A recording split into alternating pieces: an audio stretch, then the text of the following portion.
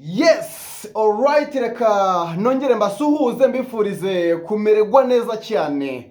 Mwe mudukunda mukadukurikirana buri munsi ni kuri Rutamu Toke Zone TV iwabo waba sportif iwabo ba breaking news. It's a breaking news. Uyu munsi muri sport hiriwe iki?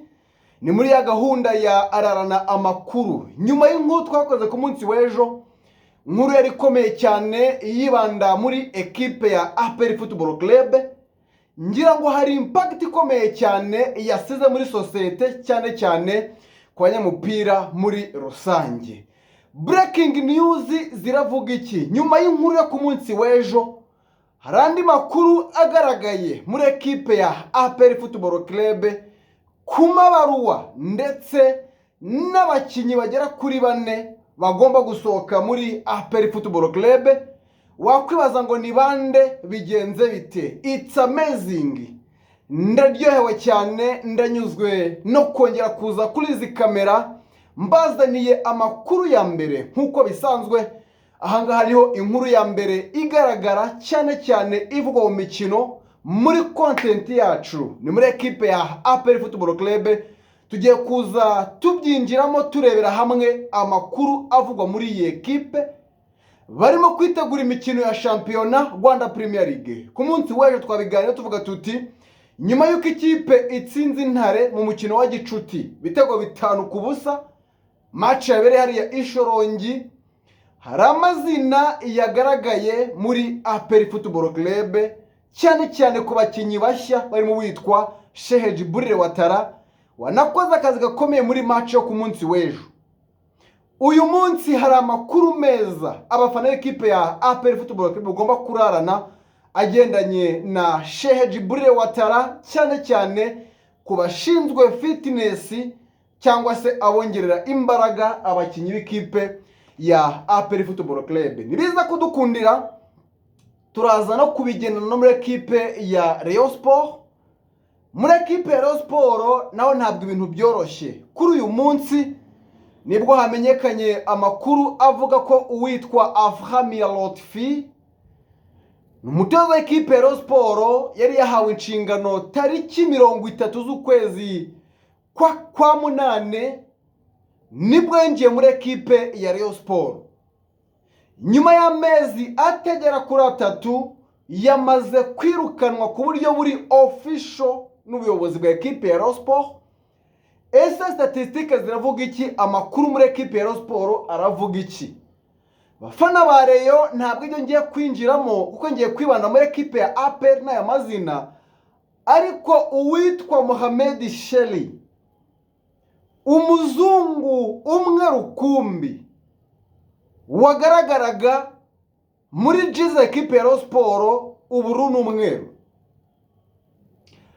amakuru atugeraho aravuga ko uyu nawe hari process zo gutandukana na ekipe ya Rayon Sport zatangiye gukogwa. Ibi ngibi bisohotse nyuma yuko atari kugaragara mu myitozo yo mu Nzove. Why bihatse iki? It's a breaking news. Taza kugenda tukanagamo, ariko ni munyemerere twinjire muri ekipe ya APR Football Club. Na bano bakinnyi bagomba gusohoka mu kwezi kwa mbere bidapfa bidapfuka. Abenshi ikiza nuko bisabiye gusohoka muri ekipe ya APR, ndetse n'amabaruwa naho byaturutse package yuzuye kano kanya. Icyo usabwa nta kindi, kanda kuri subscribe, iyaboneshe ukora kuri subscribe kugira ngo ujye ubona ibiganiro byacu buri munsi. Abadukunze bo batuvuga imyato, baradushima cyane. Ubwo nawe nimba utaragera muri groupe cyangwa se ngo winjire kuri iyi channel ku buryo buhoraho nka mahwi, kora kuri subscribe utange n'igitekerezo cyawe. Hano ni iwabo aba sportif, duhereza umwanya ufatika wose abakunzi bacu bakatubwira icyo bifuza n'icyo batekereza muri rusange. Ntabwo ngiye kubatindira, kugira ngo manuke neza ndabanza kunywa ku mazi. Ndabanza nywe ku mazi, hanyuma imbaraga n'imbaduko tumanukane neza. Uriya umuhogo utameze neza ushobora kwikangura waguye fire. Yo mpamvu umusportif abagomba gufunga detaye zose aho zaturuka. So kuri yo mpamvu rero ngomba kubanza gusomaho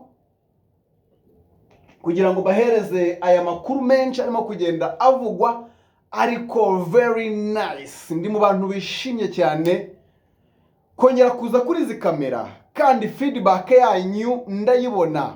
Ubutumwa mwandika, uburyo mukanda kuri subscribe muri benshi, ni ibintu bikomeye cyane. Ubwo n'abatarakandaho ni mukandeho. Breaking news, mbere yo kuyivuga ndabanza nkitsa imitima, bera ko ni ngiye umuntu wa mbere ubuzana aya makuru. Ngira ngo mwagakwiye no gusubira mukaduha respect ku nkuru twakoze ku munsi w'ejo, nubwo hari abandi baje babikoraho nyuma, ariko inkuru ya mbere ni yacu. Kiganiro twakoze kimaze amasaha arenga 22 gisohotse, nuko dukoreye inkuru. Abandi bagerageje ibiganiro byabo biri mu masaha 4 cyangwa 5. Ibyo birakwereka imbaraga dushira mu gushaka ama breaking news, gira ngo muryohe cyane. Muri ekipe ya APR mu kwezi kwa mbere hari abakinnyi bagomba gusohoka byanga byakunda, bikanajyana yuko hari n'abandi bakinnyi bagomba kwinjira mu kwezi kwa mbere. Abenshi bazaza ni uguturuka ku busabe bw'umutoza Taleb, uyu munsi uri muri proje zo kujyana APR mu mikino y'amatsinda. Hari ibyo yisabiye ubuyobozi, ariyo mu kwezi kwa mbere hari birakosoka. Ariko abakinnyi bagera kuri 4 b'inkingi za mwamba bakomeye, nanjye nyimara kubona izi break cyangwa se aya makuru yo mu nda y'isi nyuma y'amarido, natunguwe cyane, mbanza kujya gushidikanya. Ariko mfata intera ndamenasa ninjira muri ekipe ya APR kuba yiri hafi. Uyu munsi hari abantu bayirimo, nubwo amakuru yabo kuyabona bigoye cyane, ariko hari abantu bayirimo badondosha buri munsi bameze neza cyane. So abakinnyi 4 bagomba gusohoka muri ekipe ya APR Football Club mu kwezi kwa mbere, muraza gutungurwa. Zina rya mbere ni uwitwa Aliyum Suwane, ngira ngo ku munsi rero twamuganiyeho.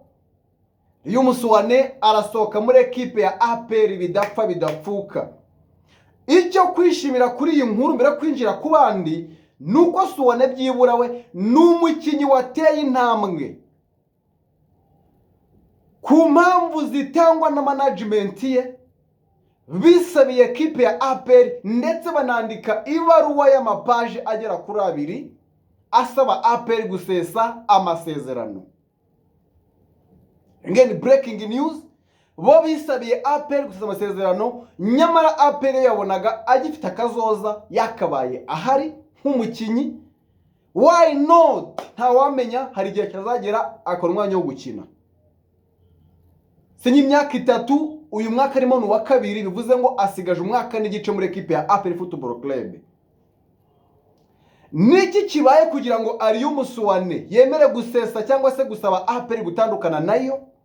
Impamvu atanga, nanjye turahuza 100%. Turemeranye 100%. So Aliyum Suwane ava mu gihugu cya Senegal, yari afite imyaka 25, bivuze ngo uyu munsi amaze kugira imyaka 26 gutyo, ageze muri cyagiye cyo gukina umupira. Ntabwo yari tara, yabonye umwanya uhagije wo gukina même chose muri equipe nationale, no kujya mu makadema akomeye yatuma ajya ku mugabane w'Uburayi. Ariyo mpamvu gukina umupira byamugoye, atanya ama equipe matoya, agera azamuka etape mpaka ageze muri equipe ya FC Jalaf.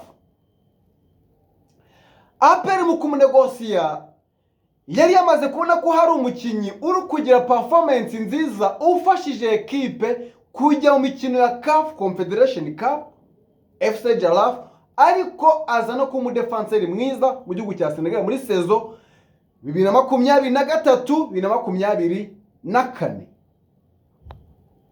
Scouting ya APR irimo n'abandi bantu bagiye batandukanye, bakora ibishoboka byose bakomveka Aliyum Suwane kuza muri ekipe ya APR. Ariko kugira ngo byorohe, hari habayeho mistake yo gutandukana na management yamumanagingaga, baramurekura. Mu gihe bari bafite target yo kuvuga ngo tugushakira ama ekipa akomeye ku mugabane w'Uburayi ubona amafaranga menshi, hari ibyo batumvikanye baza gutandukana, hanyuma Aliou Msuwane afata indi management. Amaze kuyifata byaje kuba ngombwa ko agira ate ko baza kwemera dossier cyangwa se diri ekipe ya APR. Umugabo araza, akimara kuhagera ntabwo byamuhire, ntabwo yabonye umwanya wo gukina muri ekipe ya APR, bituma aba nkuba flop kubera ko uyu munsi kugira ngo abone ekipe yo gukinira biri mu bintu bizamugora. Aliou Msuwane ari mu bantu bazagorwa no kubona ekipe yo gukinira nshya muri iyi minsi, bizasaba izindi mbaraga. So mu gihe ari muri ekipe ya APR, ya management yamumanagingaga yarongeye isa n'igarutse kongera kumumanaginga, bituma bandikira ekipe ya APR bayimenyesha ko bashima serivisi APR yatanze kuri Aliou Msuwane, ariko ko umukinnyi wabo ari kuvetera, atari kuzamura urwego, ahubwo yasubiye hasi cyane. Ayo ni amagambo ndetse n'ibiri mu ibaruwa cyangwa se iri mu busabe bwa management ya Aliou Msuwane. So iyo management kera nyuma yo kudepoza muri ekipe ya APR, uyu munsi ntabwo barabasubiza, ariko APR yamaze kwakira ubwo busabe ndetse yiteguye kubyemera, kuko hari ibyo baspendinga kuri Aliou Msuwane, swati umushahara ndetse na rekitoma yatanzweho bitabyara umusaruro ku ruhande rw'iki rwo mu kibuga. Ataruka ari umuswa, ahubwo hari izindi mpamvu fagiteri shasi zaje ku bakinnyi b'Abanyarwanda bari muri ekipe ya APR bamwicaje. Amakuru aba muri ekipe ya APR, mu kwezi kwa mbere nta kintu na kimwe bagomba Aliou Msuwane, kuko ari wasabye kuva muri ekipe ya APR, nta mperekeza azahabwa ngo APR yiteguye kurekura Aliou Msuwane mu kwezi kwa mbere akajya kwishakira ekipe. Iyo ngiyo twayikoze ku munsi w'ejo, ariko tuyihereho tuyihuza n'abandi bakinyi muri ekipe ya APR Football Club. Undi mukinyi wa kabiri, izi ni za ndani, sambaratika, imbaraga zikomeye cyane, bisaba kuba ewana ufite agatuza yo kuresista. Undi mukinyi wa kabiri urasohoka muri ekipe ya APR mu kwezi kwa mbere nta nteguza, nta kindi kintu kibayeho usibye kumuha imperekeza y'amezi 3 agasohoka muri ekipe ya APR. Bamwita Mohamed Lamine Ba. Uyu Lamine Ba yaje mu kwezi yaje 2024, nawe iyi ni sezo ya kabiri arimo gukora muri ekipe ya APR, ariko ari mu bantu badafite amanota meza muri ekipe ya APR.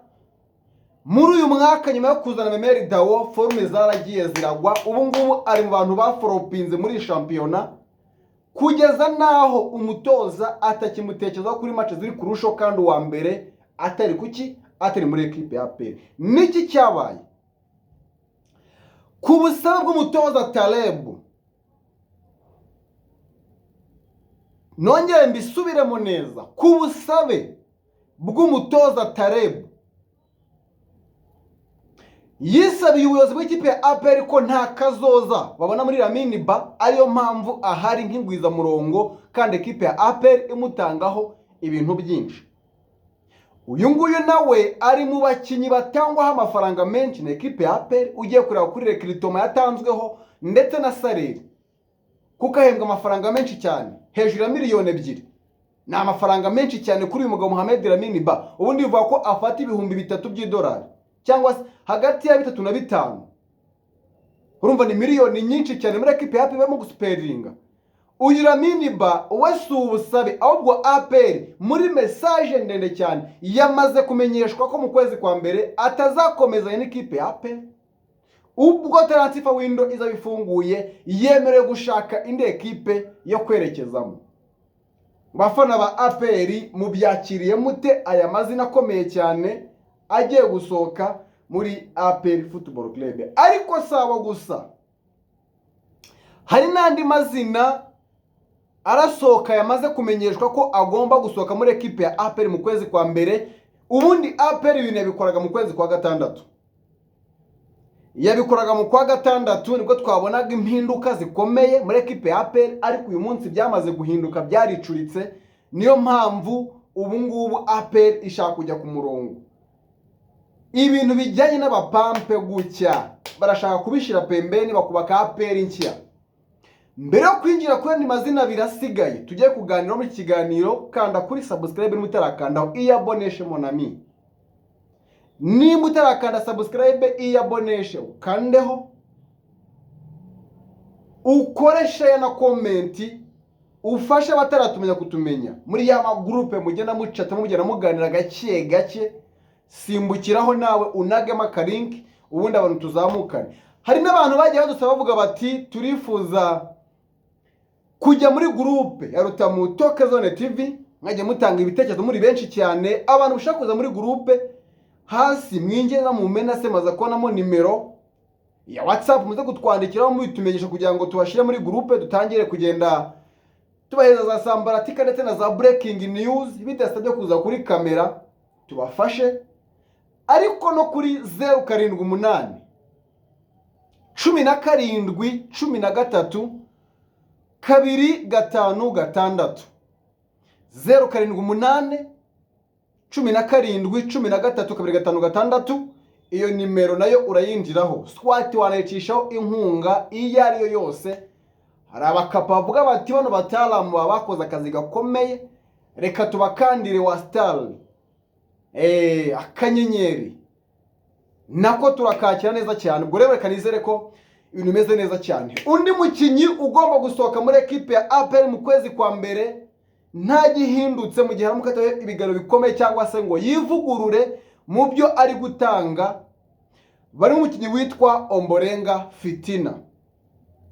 Igihombo gikomeye cyane, miliyoni zirenga 30 bamutanze mu kwezi kwa munane kugira ngo ave muri ekipe ya Rayon Sport aze muri ekipe ya APR. Byatangiye guhwihwiswa ko uyu Ombolenga Ombabebe nawe agomba gusohoka muri ekipe ya APR akajya kwishakira ahandi ho kwerekeza, cyangwa se akaba yatizwa ma ekipe amwe namwe. Hari ama ekipe yatangiye kwiyangaje avuga ngo mu gihe Ombolenga twamurekura twiteguye kumwakira. Abo ni bande? It's a breaking news. Tugiye kuza tubyinjiramo neza cyane. Ese Ombolenga Fitina utakibona kora muri ekipe ya APR no muri ekipe nationale, uwitwa Kagege yamaze kumwicaza ku buryo budasubigwaho. Byamaze kurangira, Ombolenga Fitina ntabwo akiri mu bakinyi bakigenerwa muri ekipe ya APR. Ese no mwanya mwiza wo kugira ngo bamurekure ajye gushaka indi ekipe, nanga yagakwiye guhabwa indi chance akagerageza. Ibyo ngibyo nabyo ni ibintu biri ku ruhande gake gake mo gupendinga. Ariko Ombolenga Fitina Ombabebe mwe mu ba fullback bakina kuri kabiri babaye beza muri shampiyona, ariko ari kugera era itari nziza. Ombolenga Fitina ntabwo era yiri kuba nziza muri ekipe ya APR. No ku munsi w'ejo muri match amikari bakisemo ikipe y'Intare ibitego 5, Tarebe yongeye kumuzana mu kibuga, ariko ntabwo ari mu bantu bafite delivering idasanzwe. Yari umukinyi uhari uri preza ariko usanzwe. So bigaragaza ko rero APR experience n'imyaka igiye amaze yoboye umupira wo mu Rwanda kuri nimero 2, aba muri ekipe senior ndetse muri ekipe ya APR, ari mu bakinyi batangiye gutekerezwa ko basohoka muri ekipe ya APR Football Club. Ni inkuru ikomeye abantu bagomba kumenya. Itasambaratika. Bafana ba APR mutubwire ukuntu mubyumva, ariko gake gake amabaro n'amaretere abasura muri ekipe ya APR abamenyesha ko nta kazoza bafite muri ekipe, byamaze kugenda bicayuka gake gake. Mwana wa mama, ntabwo nava muri iyi kamera cyangwa se ntabwo nava kuri iyi kamera ntongeye kubwira abafana b'ikipe ya Rayon Sport. Ekipe ya Rayon Sport ntabwo ngiye kuza kuganira ku cyo twakwita ihagarikwa ry'umutoza Aframe Rotifi wirukanwe ubu ntagakimurira Dariz ikipe ya Rayon Sport nubwo ibiganiro bitagenze neza, ariko hari amakuru avuga ko mu gihe Rotifi atakwemera ibyo bari kumusaba araza kwirukanwa ku buryo buri official na ekipe ya Rayon Sport ko ntabwo akimurira Dari za ekipe. Ariko breaking news, nyuma yo kugenda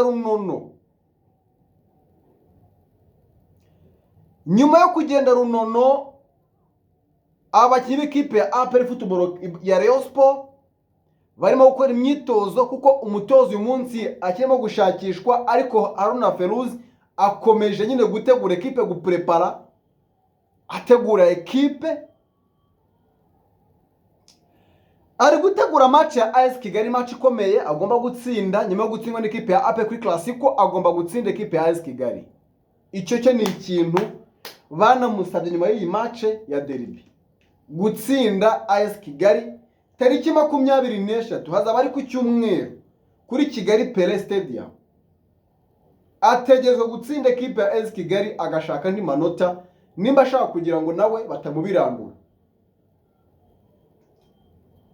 kuko ekipe ya Rayon Sport ntabwo ikirimo gutegereza. Uko rikosa ritoya bahise bakubaninga. Bamwita Mohamed Sheli, umuzungu umwe rukumbi.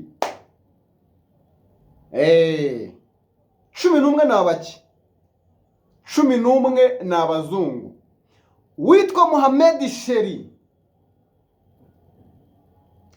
nyuma yuko azanwe muri ekipe ya Rayon Sport, azanwe n'umutoza Aframe Rotifi, ubuyobozi bukamusinyisha kubera igitutu